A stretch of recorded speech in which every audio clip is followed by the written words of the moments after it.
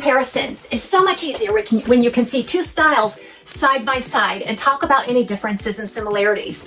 We're going to talk today about two that I find very similar.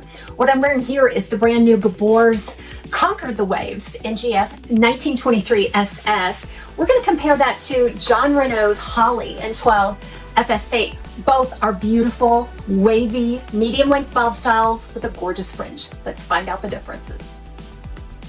Gorgous Conquer the Waves has about a 4 to 4.5 inch fringe. It's about 11 to 12 inches overall. It has a beautiful curl pattern, this nice tumbled, deconstructed spiral curl. Some of the things you want to know on this is that it's a medium density. It's more of an average density. It has a lot of options for some full body looks. There's some permatease on this style, so you can definitely pinch up some volume to get that lush look around the face, which I love. Now the inside of this cap, you're going to find a temple to temple lace front, a center monofilament part, open wefted sides and back. So that's going to be contrasted next to the Jon Renau's Holly. Remember, all of the links to these are below this video, so if you want to go out and explore the colors and the pricing options to do that little bit of extra comparison. So Holly is at medium length. It has a gentle wave, where this one is more tumbled spiral. This one just has a bit of an undulating, gentle wave throughout, but it is taken down on the ends, very similar to Conquer the Waves. The fringe is about 4 inches, so it is the same on both styles. The cap is going to be totally different. So on the Jon Renau's Holly, we're looking at a hand-tied cap.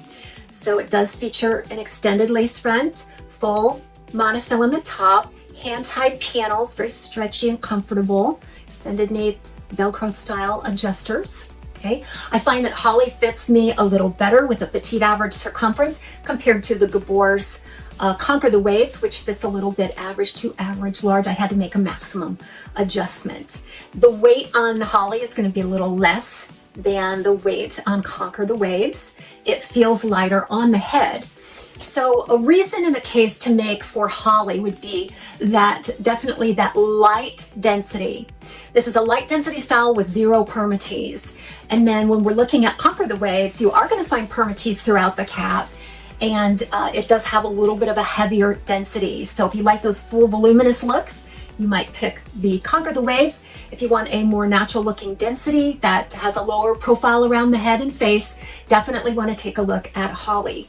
Now the price points are different here because often, always actually, the hand-tied versions of a style are going to be a little more expensive compared to a wefted cap with some monofilaments. So I'm going to do a side-by-side for you so that you can take a look at them, decide which one that might be best for you. I'd love to hear from you if you own either of these and what your thoughts are. Everybody have a great day. We'll see you soon, right back here at TAZSWICLOSET.